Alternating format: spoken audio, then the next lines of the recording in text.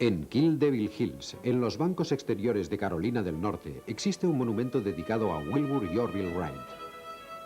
Conmemora el día justo una semana antes de la Navidad de 1903, cuando Orville, apostado sobre el ala del avión que ellos llamaron Flyer, realizó el primer vuelo propulsado con éxito en el mundo, en una máquina más pesada que el aire. Duró solo 12 segundos, pero liberó a la humanidad de las ataduras de la gravedad para siempre.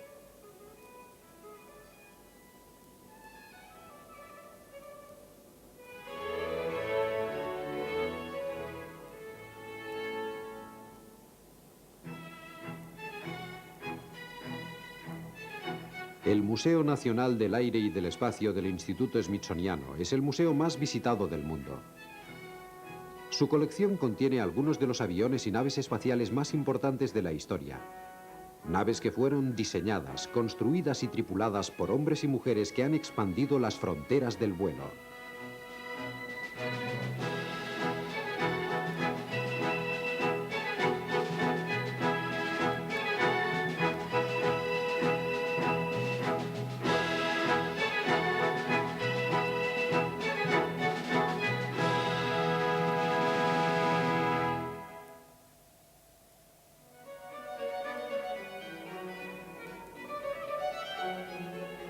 El Wright Flyer 1903 es el punto focal de la galería de acontecimientos importantes del vuelo en el Museo del Aire y el Espacio del Instituto Smithsoniano. Voló con éxito un solo día, el 17 de diciembre de 1903.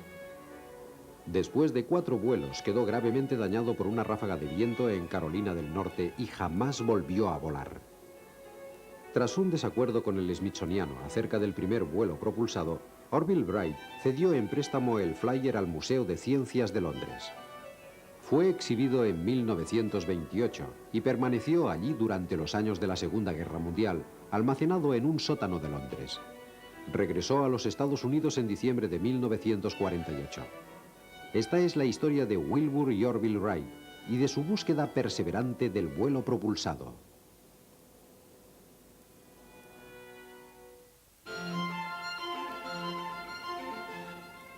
Durante generaciones, los ojos humanos han estudiado el vuelo de las aves, la forma en que generan su elevación, permanecen en el aire y controlan su camino. Pero a pesar de toda esa observación y estudio, el vuelo seguía siendo un misterio. En la década de 1890, un hombre en Alemania parecía estar a punto de volar como las aves.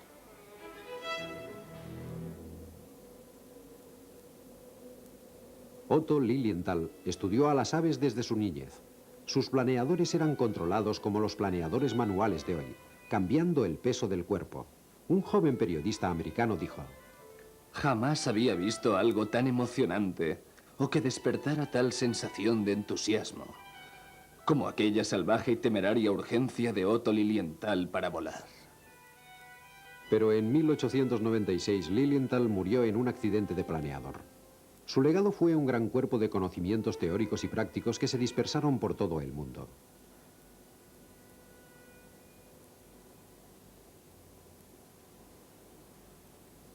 En el número 7 de la calle Hawthorne, en Dayton, Ohio, hay un terreno baldío donde estaba la casa del obispo Milton Wright. El año de la muerte de Lilienthal, 1896, Wilbur y Orville, 2 de los hijos del obispo, vivían aquí. La casa, amueblada con muchas de las pertenencias de la familia, ahora puede ser vista en el Museo Village Greenfield de Henry Ford, en Dearborn, tal y como era entonces. Dentro pueden sentirse los fuertes lazos familiares entre el obispo Wright, sus 2 hijos solteros y su hermana menor, Catherine.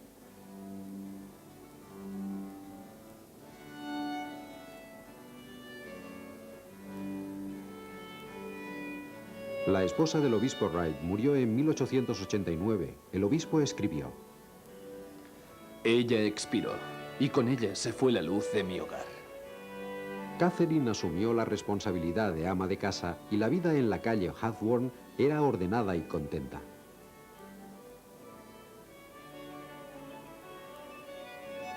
Había 2 hermanos mayores, Rochlin y Lorin. Ambos se casaron y se fueron de casa. Siendo estudiante, Orville tuvo interés por la impresión. En 1889 publicó un periódico semanal y nombró editor a Wilbur. Toda una serie de periódicos de corta vida y extraños trabajos de impresión abundaron en una pequeña firma llamada Wright y Wright. Pero su relación cercana no siempre fue tranquila. Wilbur decía: me gusta pelear con ORV. ORV es un excelente contrincante. El obispo Wright fue miembro de la Iglesia de los Hermanos Unidos en Cristo. Fue líder del movimiento antimasónico, famoso por sus firmes creencias morales. Fue un padre estricto con sus hijos jóvenes. Yo los gobernaba. Fueron muy buenos muchachos, pero traviesos. Orville dijo: tuvimos la fortuna de crecer en un ambiente en el que a los niños se nos motivaba para investigar todo lo que despertara curiosidad. Su curiosidad por la mecánica la motivó su madre, quien tenía una aptitud natural para todo lo práctico. El obispo Wright convenció a sus hijos de que el mundo era un lugar hostil y que solo la familia ofrecía apoyo y lealtad genuinos.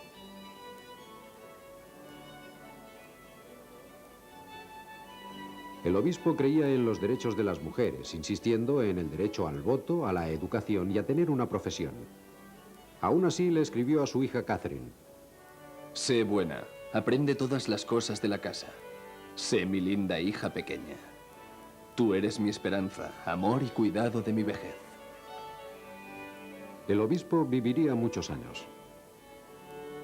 Orville y Wilbur fueron aficionados al ciclismo. Las bicicletas no eran baratas en 1892. Orville pagó $160 por una bicicleta Columbia Safety. Wilbur compró una de segunda mano por $80.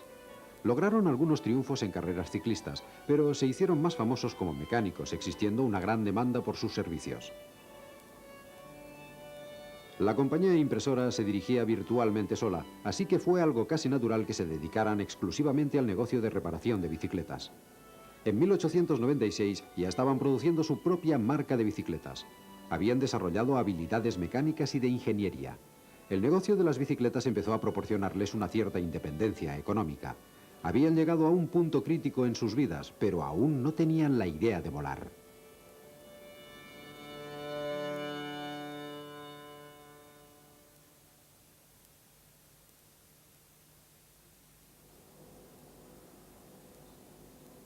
Samuel Pierpont Langley era un distinguido científico americano y secretario del Instituto Smithsoniano. Creía que el vuelo mecánico era posible con los motores existentes en esa época. En 1896, su pequeña nave no tripulada, el aeródromo número 5, propulsada a vapor, hizo 2 vuelos libres significativos. Para los hermanos Wright era una pequeña caminata desde la calle Hawthorne hasta el edificio que albergaba su taller de bicicletas. La imprenta se hallaba en el segundo piso.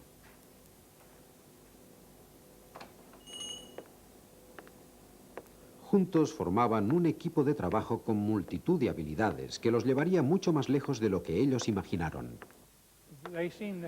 Parecían tener el instinto perfecto de ingenieros experimentales. Nunca dejaban aparcado un problema hasta asegurarse de que estaba resuelto y habían entendido la solución. Nunca pasaban al siguiente punto hasta que habían resuelto el problema que tenían. Cada uno de ellos sabía qué pasos dar para avanzar conjuntamente en la discusión, para llegar a una solución. Y fue esa habilidad para trabajar en equipo. Eso fue una parte importante en la clave de su éxito. En 1896, Orville enfermó de fiebre tifoidea, tal vez a causa del agua de un pozo contaminado que había detrás del taller.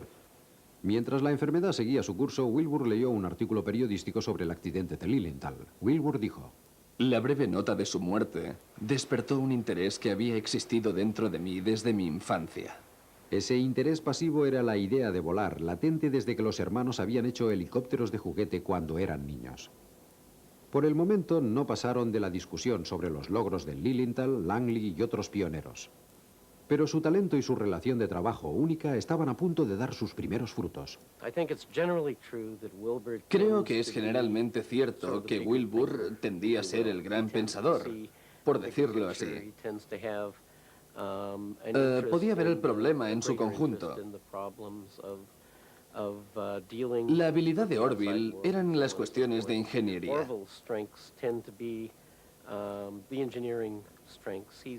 Era una de esas personas que tenía la habilidad, la capacidad de imaginar máquinas en su cabeza y la habilidad de hacerlas girar mentalmente y de pensar, ¿qué habría pasado si yo...?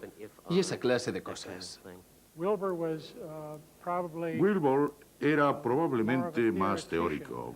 Planteaba los problemas y buscaba cómo solucionarlos. Orville, por otro lado, era un hombre de acción. Además, era el optimista.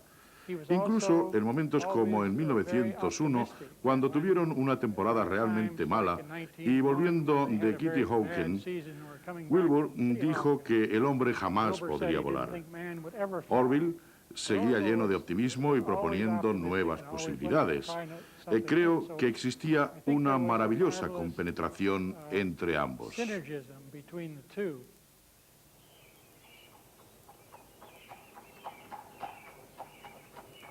En 1899, Wilbur y Orville leyeron un libro sobre el vuelo de las aves y empezaron a creer en la posibilidad del vuelo humano. Wilbur escribió: Estando de acuerdo, decidimos escribir al Instituto Smithsoniano y solicitar los mejores libros relacionados con el tema. Wilbur pasó 3 meses seleccionando el trabajo de científicos distinguidos y experimentadores en aviación. Identificó 3 áreas clave: elevación, potencia para generar empuje y control. Lilienthal había hecho notables progresos en el área de elevación. Langley había demostrado que la combinación de una fuente de poder y hélices funcionaría. Wilbur vio su camino claramente. Debía investigar el control. Siempre he creído que una de las claves intelectuales de su éxito en el vuelo controlado era su experiencia con las bicicletas. Cuando vamos en bicicleta, estamos haciendo algo que en realidad es sorprendentemente complejo. De hecho, cuando te paras a pensar lo que estás haciendo, te das cuenta de que es casi increíble. Estás rodando sobre esas 2 cosas pequeñas y delgadas. Cuando quieres girar en una esquina, no se trata únicamente de mover el manillar. Te has de inclinar, combinar el peso. Es una combinación compleja de movimientos. De hecho, cuando pensamos en el vuelo controlado en un planeador, podemos observar las mismas conexiones. Solamente alguien con la mentalidad que ellos tenían podía descubrirlo. Wilbur empezó por explorar un método para balancear las alas. Construyó un cometa biplano de 1,60 m. Torciendo o combando las puntas de las alas en direcciones opuestas, Wilbur descubrió que podía controlar la nave en tonel. Este fue el primero de varios descubrimientos clave que llevarían finalmente a los Wright al éxito. Octave Chanute había sido reconocido durante años como una autoridad internacional en estudios aeronáuticos.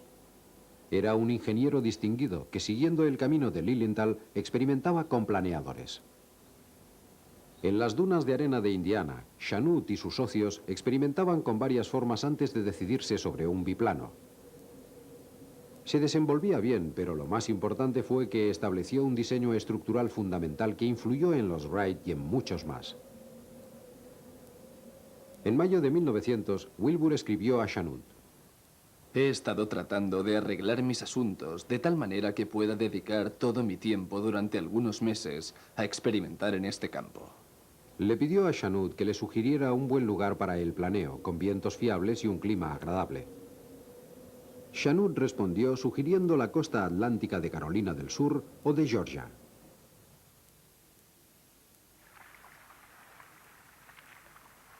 Wilbur salió el 6 de septiembre de 1900 con los componentes de su planeador y se dirigió hacia los bancos exteriores de Carolina del Norte, al pequeño pueblo de Kitty Hawk. Había contactado con la estación climatológica de Kitty Hawk y decidió que este lugar ofrecía las condiciones que estaba buscando. Sabía muy poco sobre su destino y perdió el barco. Contraté un pasaje con Israel Perry en su barco de pesca. Las velas estaban podridas, las cuerdas muy desgastadas y el poste del timón medio podrido. Con una ráfaga fuerte la vela mayor se rasgaría. Las olas eran muy altas sobre la barra y rompían con fuerza contra la popa. No fue un buen principio. Finalmente llegó a la bahía de Kitty Hawk. Tardó 6 días, pero por fin estaba allí. Podía empezar a trabajar.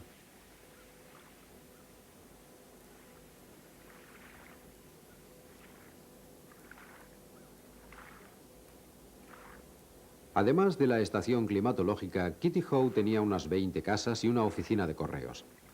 La carta de Wilbur para la estación climatológica fue entregada por su administrador, Bill Tate, quien había escrito a Wilbur ofreciéndole ayuda y hospitalidad.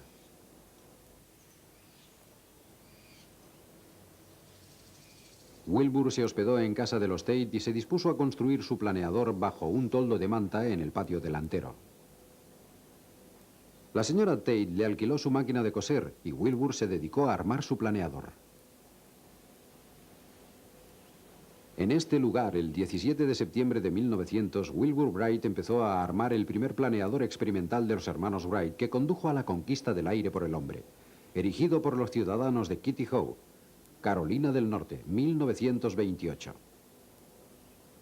El 28 de septiembre llegó Orville con una tienda y algunos lujos como café, té y azúcar, y juntos, los dos, Wilbur y Orville, dieron los toques finales al planeador.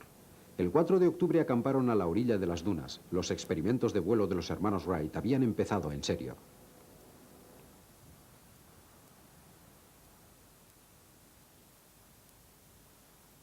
Kitty Hawk ha cambiado mucho desde 1900, pero más al sur, en Jockey's Ridge, el paisaje aún nos da una idea de lo que los hermanos Wright vieron en los bancos exteriores. Sobre dunas de arena que eran muy parecidas a estas, Wilbur y Orville iniciaron la labor de aprender a volar.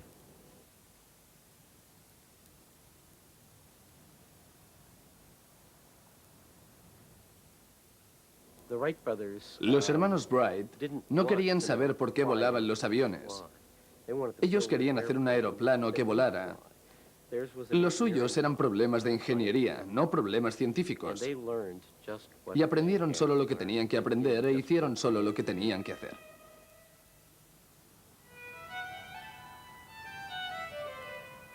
En Jockey's Ridge, justo abajo de los bancos exteriores de Kitty Hawk y de Kill Devil Hills, es casi como si se siguiera viviendo el espíritu de búsqueda de los hermanos Wright. Todos los días planeadores novatos pueblan las dunas y los estudiantes de pilotos hacen precisamente lo que los hermanos Wright estuvieron intentando en aquel otoño de 1900, utilizando los vientos fiables que soplaban sobre la arena para ayudarles a aprender a volar. Los hermanos Wright realizaron sus primeros experimentos con el planeador atado como una cometa. Midieron elevación, resistencia y probaron el sistema de control, torciendo las alas para hacer que el planeador se ladeara a la izquierda o a la derecha. El 18 de octubre, Wilbur hizo varios vuelos libres desde las dunas que duraron unos 15 segundos. Con relación al control, escribió: La facilidad con la que conseguíamos algo positivo nos asombraba a nosotros mismos. En julio de 1901 regresaron a los bancos exteriores y levantaron un campamento permanente cerca de una gran duna de arena en Kill Devil Hills. Empezaron a armar el planeador más grande que jamás se hubiera construido, con una envergadura de 7 metros.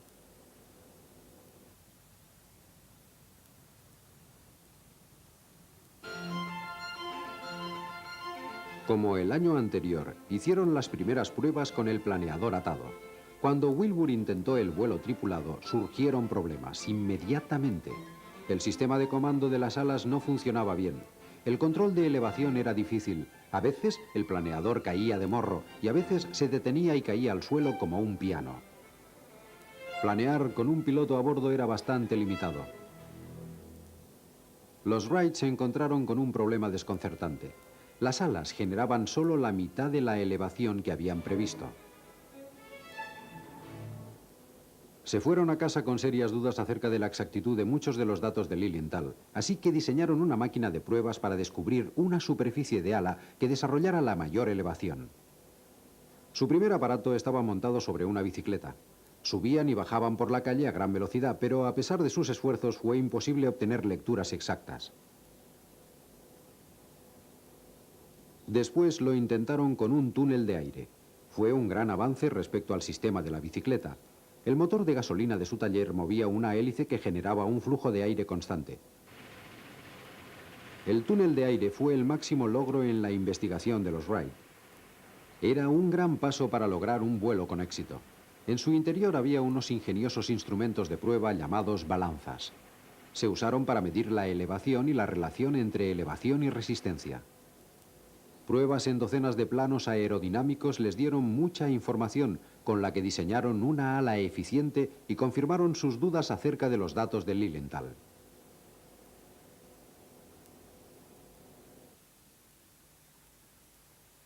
El 28 de agosto de 1902, los hermanos Wright llegaron a Kitty Hawk y regresaron al campamento de Kill Devil Hills. Tuvieron que asustar a unos cerdos cimarrones. Estaban listos para intentarlo otra vez.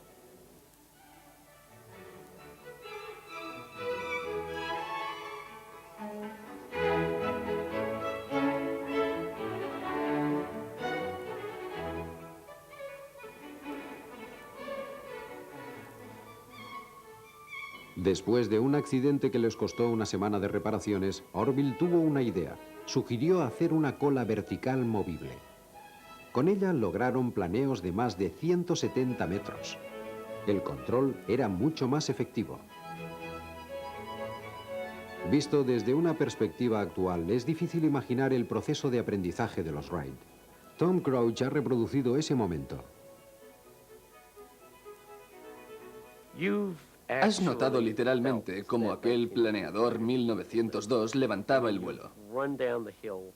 Quiero decir, has bajado por la pendiente en el aparato y has notado cómo se despertaba. Lo has subido de nuevo a las dunas, ya sabes, una vez y otra vez y otra.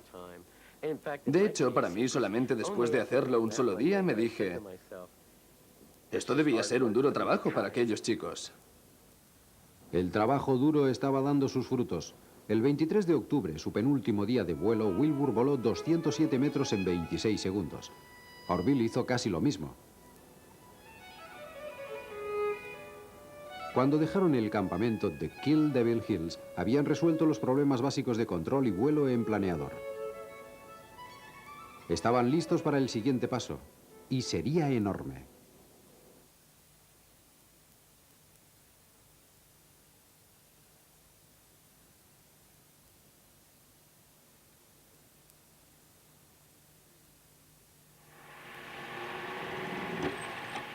Existía una diferencia gigantesca entre un planeo con éxito y un vuelo propulsado airoso. La energía tenía que ser generada y luego convertida en movimiento hacia adelante. Construir aviones era algo que ahora conocían bien, pero el resto era nuevo. El taller de bicicletas estaba repleto de invenciones.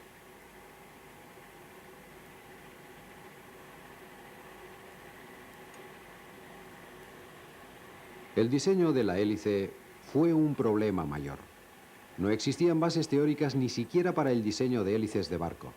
Orville se dio cuenta de que la hélice era realmente una superficie de ala giratoria. Pensaron que podrían usar sus teorías sobre las alas para encontrar un diseño, pero no fue tan simple. Aplicaron su particular método para resolver los problemas. A menudo funcionaban a base de discusiones.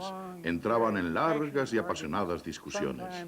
A veces discutían tanto que cuando terminaban, se encontraban a sí mismos en la postura opuesta a la que habían tomado al principio.